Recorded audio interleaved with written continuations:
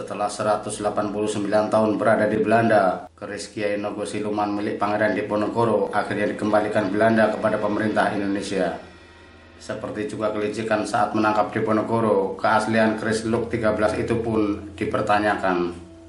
Dari catatan sejarah diketahui, keris Kiai Nogosiluman dimiliki Belanda setelah menangkap Pangeran Diponegoro usai Perang Besar pada tahun 1825 hingga 1830.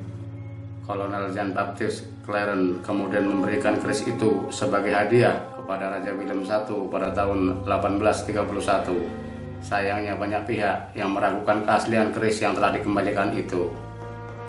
Kurator Museum Keris Nusantara di Solo, Ki Ronggojati Sugiyatno, ikut meragukan keaslian keris yang dikembalikan Belanda dan dibawa ke Istana Bogor saat Presiden Joko Widodo menerima kedatangan Raja Belanda Willem Alexander dan Ratu Maksima.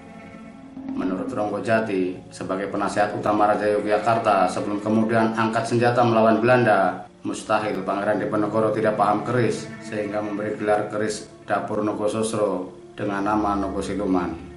Keanehan lainnya, keris yang diserahkan Museum Volkenkunde Leiden kepada Duta Besar RI untuk Belanda, I Gusti Agung Wesaka Puja tersebut menggunakan warangka Lajrangan Kagok Surakarta. Padahal Diponegoro merupakan pangeran Yogyakarta.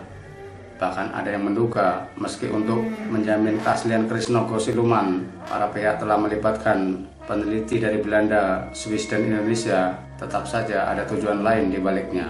Sebab setelah raib selama 130 tahun lebih dari catatan koleksi Museum Etnologi Leiden, tiba-tiba saja menjelang kunjungan Raja Belanda, keris tersebut dapat ditemukan.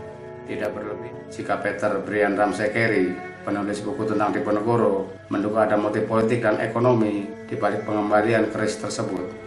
Terlebih, kunjungan Raja Belanda menghasilkan kesepakatan investasi senilai 14 triliun rupiah. Apakah tipu muslihat terhadap Pangeran Diponegoro kini terulang? Biarkan waktu yang akan menjawab.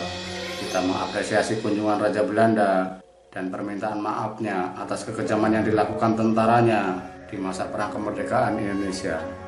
Jika ditelusuri, ternyata Pangeran Diponegoro memiliki banyak senjata pusaka, termasuk yang mengandung kodam.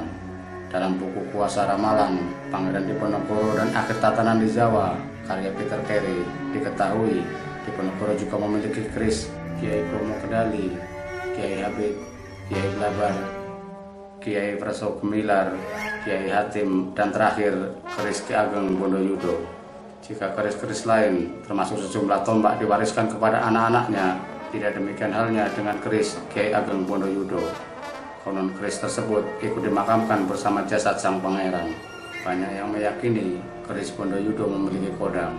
Pangeran Diponegoro tidak ingin keris yang mempunyai ajaib khusus dan kekuatan supranatural itu jatuh ke tangan orang lain.